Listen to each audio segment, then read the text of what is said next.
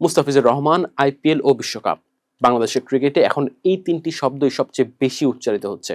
একই সঙ্গে বিগত মাসগুলোতে বাংলাদেশ ভারতের কূটনৈতিক সম্পর্কের যে বৈরিতা চলছিল তার সরাসরি প্রভাব দেখা গেল এবার ক্রিকেট মাঠেও।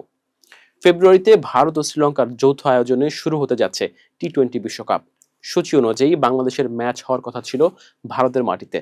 তবে বিশ্বকাপ খেলতে ভারতে না যাওয়ার সিদ্ধান্ত নিয়েছে বিসিবি। বাংলাদেশের ক্রিকেট নিয়ন্ত্রক সংস্থাটি বলছে তারা আইসিসিকে চিঠি লিখে জানাবে বাংলাদেশের ম্যাচগুলো যেন ভারতের পরিবর্তে শ্রীলঙ্কার ভেন্যুতে আয়োজন করা হয়।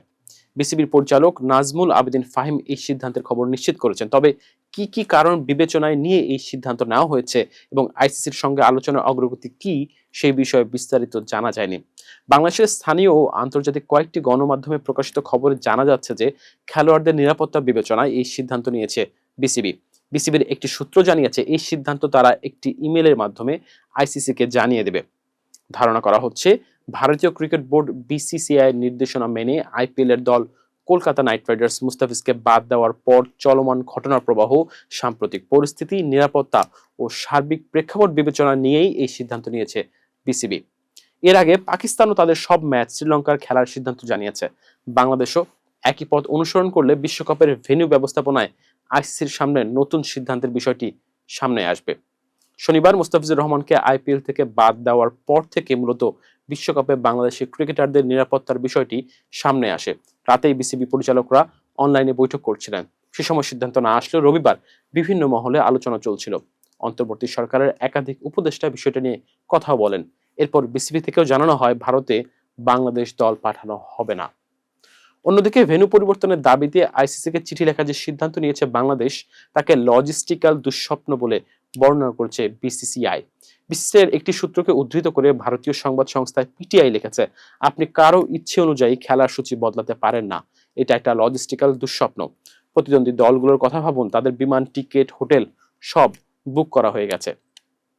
মুস্তাফিজকে বাদ দেওয়ার পর বাংলাদেশের ক্রীড়া উপদেষ্টা আসিফ নজরুল একটি ফেসবুক পোস্টে লেখেন, আমরা কোনো অবস্থাতেই আমাদের ক্রিকেটার ও দেশের অবমাননা মেনে নেব না।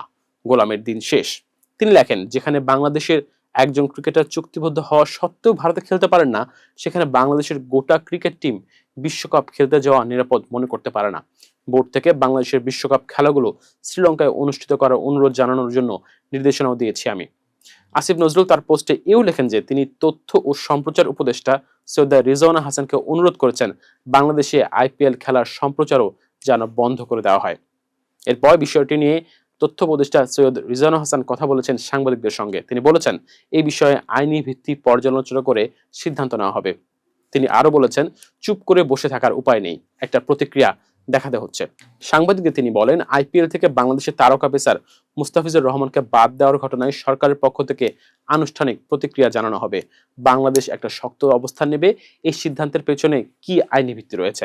কোন যুক্তিতে মুস্তাফিজকে খেলতে মানা করা হচ্ছে প্রশ্ন তুলে তথ্য উপদেষ্টা বলেন, খেলারই কোনো যুক্তিতে মানা করা হলে তো কোনো ব্যাপার ছিল না। যে যুক্তিতে মানা করা হচ্ছে সেই যুক্তিটা তো আসলে আমরা কোনোভাবেই গ্রহণ করতে পারি না। ফলে সেখানে আমাদের একটা প্রতিক্রিয়া দেখাতে হচ্ছে। বাংলাদেশে আইপিএল সম্প্রচার বন্ধ হবে কিনা এমন প্রশ্নের জবাবে উপদেষ্টা বলেন, সেরকম জায়গায় আমাদেরও একটা অবস্থান নিতে হবে। আমরা সেই অবস্থানে আইনগত ভিত্তি পর্যালোচনা ও প্রক্রিয়া যাচাই বাছাই করছি। এরপরে আমরা একটা পদক্ষেপ গ্রহণ করব।